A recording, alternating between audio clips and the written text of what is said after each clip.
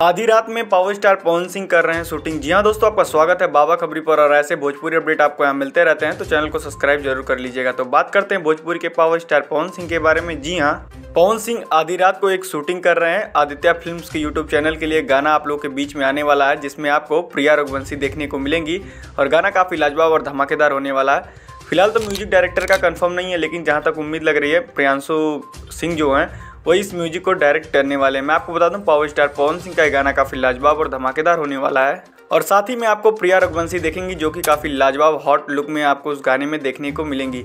जी हाँ, मैं आपको बता दूं, आधी रात में पावर स्टार पवन सिंह अपनी टीम के साथ इस गाने की शूटिंग कर रहे हैं। जो प्रियांशु सिंह ने अपने इंस्टाग्राम पर अपलोड किया है उसी में मैं आप बात कर रहा हूँ। इस गाने की शूटिंग चल रही है। आदित्य फिल्म से ये गाना आने वाला है आप लोग के बीच में जल्दी। तो मैं बता दूं, ये गाना काफ़ी लाजवाब और धमाकेदार होने वाला है और यूट्यूब पर छा जाने वाला है। वैसे तो पावर स्टार पवन सिंह के कई सारे प्रोजेक्ट तैयार हो चुके हैं, अभी रिलीज नहीं हो रहे हैं। इसमें थोड़ी सी गड़बड़ी उनके मैनेजमेंट को लेके हो रही है।